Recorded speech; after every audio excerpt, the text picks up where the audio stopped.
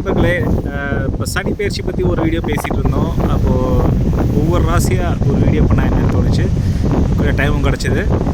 இப்போது மேஷ ராசி சனி பயிற்சி 2025 எப்படி இதை நம்ம இன்ட்ரோட் பண்ணுறது, எப்படி புரிஞ்சுக்கிறது அப்படின்றத பார்ப்போம். ஸோ நான் முன்னாடி சொன்ன மாதிரி சனின்றது கர்மகாரகன். சனியோட பயிற்சியோ மூமெண்ட்டையோ நம்மளால் ஸ்டாப் பண்ண முடியாது. சனி டிரான்சிட் தான் ஆக போகிறாரு. ஸோ இப்போது நிறைய யூடியூப்பில் பார்க்கும்போது நம்ம பார்த்தீங்கன்னாக்கா 7 நாட்டு சனி ஸ்டார்ட் ஆகுது, அவ்வளோதான், இதுக்கு மேலே எதுவுமே இல்லை, இந்த மாதிரி போடுறாங்க.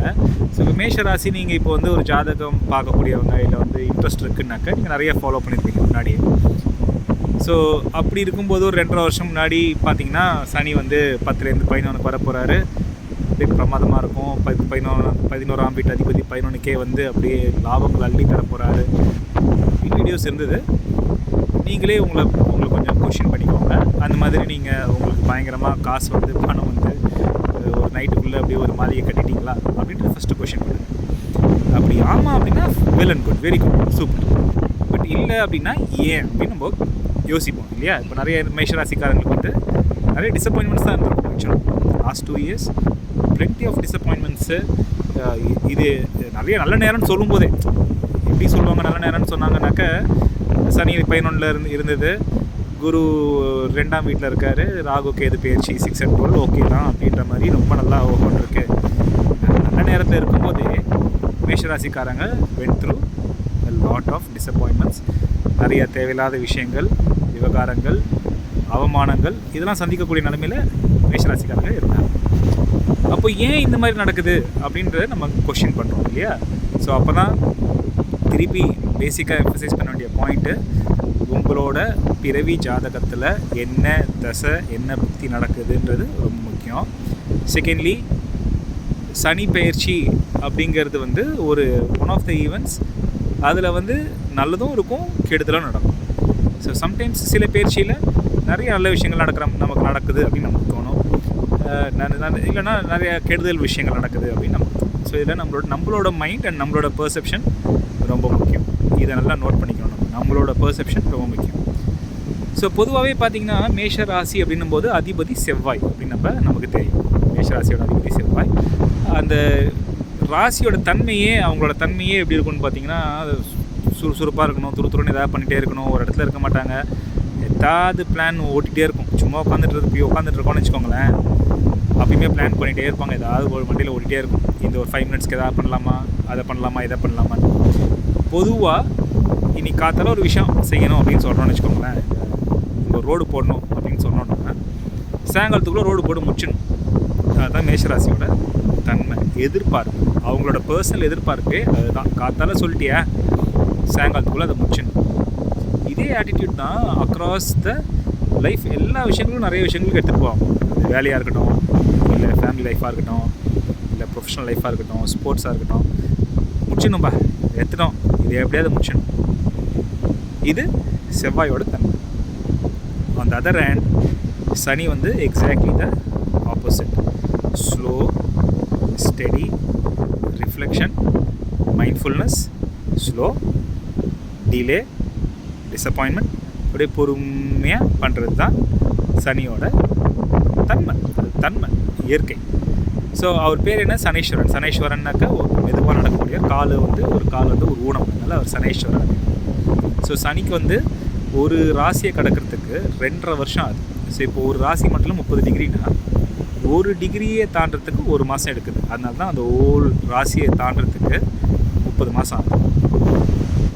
ஸோ அப்படி ஸ்லோவாக இயங்கக்கூடிய ஒரு பிளானட் கூட செவ்வாயை போடும்போது என்ன நடக்கும்?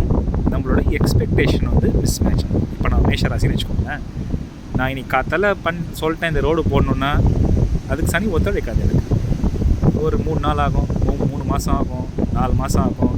நான் போய் கான்ட்ராக்ட் நிற்பேன் காலையில், அவன் வரமாட்டான், இல்லை கையெழுத்து போட மாட்டான். அப்போது ஒரு 3 மாதம் கழிச்சு இங்கே ரோடு வந்தால் கூட பிரச்சனை இல்லைன்னு வச்சுக்கோங்க. எதிர்பார்ப்பே நேச்சுரலாக எல்லோரும் எதிர்பார்க்குறதே 3 மாதத்துக்குள்ள ரோடு வந்தால் போதும் அப்படின்னும் போது, மேஷராசிக்காரங்க மட்டும் 1.5 மாதத்தில் வந்துடணும், 1 மாதத்தில் வந்துடணும், 3 நாளில் வந்துடணும். அதுக்கு இவங்க தூக்கத்தை விட்டுட்டு எல்லாம் பண்ணிடணும். ஸோ ஃபஸ்ட்டு நமக்கு புரிஞ்சிக்க வேண்டிய விஷயம், சனி 12க்கு வரும்போது, 12ஆம் வீட்டுக்கு வரும்போது மேஷராசிக்கு பக்கத்துலேயே இருக்கும். ஒன்றுக்கு முன்னாடியான வீடு 12. அப்போது நம்மளோட மைண்டு, நம்மளோட ஃபிசிக்கல் ஹெல்த்தில் நம்ம கவனங்கள் செலுத்தணும். எக்ஸ்பெக்டேஷன் வந்து ரொம்ப நேச்சுரலாகவும் ரொம்ப இயற்கையாகவும் எது நமக்கு எந்த நேரத்தில் நடக்குதோ அந்த நேரத்துலேயே எடுத்துக்கிறதுக்கு பழகி எக்ஸ்பெக்டேஷன்ஸை கொஞ்சம் லோவர் பண்ணி கோ வித் த ஃப்ளோ அப்படின்வாங்க இல்லையா, இந்த வேர்டை வந்து கீவேர்டாக வச்சுக்கோங்க. கோயிங் வித் த ஃப்ளோ அப்படி போனாலே ரொம்ப பிரமாதமாக இருக்கும். நீங்கள் சொன்ன மாதிரி நிஜமாகவே வந்து இன்ஃபேக்ட் வந்து லாஸ்ட் 7.5 இயர்ஸாக மேஷராசிக்கு இருந்த டைமோட இன்னும் சொல்லப்போனால் அஷ்டமத்து சனின்னு வந்தது. இப்போயோ 2013 14 வந்தது. கிட்டத்தட்ட லாஸ்ட் 12 இயர்ஸாக சனி 7 வந்ததுலேருந்து 7ஆம் பாவம் மேஷராசிக்கு சனி வந்ததுலேருந்து அப்புறம் அஷ்டமத்து சனி, அப்புறம் 9 சனி, 10 சனி, 11 சனி. அஷ்டமத்து சனி தன்ன உடனே எல்லாருமே வந்து ஓஹோன் இருக்கும்னு சொன்னாங்க. அந்த மாதிரி ஓஹோன்னு கடைசி 7 வருஷமாக கண்டிப்பாக இருந்ததுன்னா ப்ளீஸ் வந்து இங்கே சொல்லுங்கள். பட் சுமாராக தான் இருந்திருக்கு. நீங்கள் எதிர்பார்த்த அளவுக்கு கண்டிப்பாக உங்களோட டேலண்ட்டுக்கும் உங்களோட ஸ்கில் செட்ஸுக்கும் கண்டிப்பாக அதுக்கு உண்டான ஊதியமோ இல்லை வந்து ஒரு அக்னாலஜ்மெண்ட்டோ கிடச்சிருக்காது கடைசி 7.5 இயர்ஸ். பட் இந்த நெக்ஸ்ட் 7.5 இயர்ஸ் சேட்டர்னில் ஆக்சுவலி நல்லாயிருக்கும்.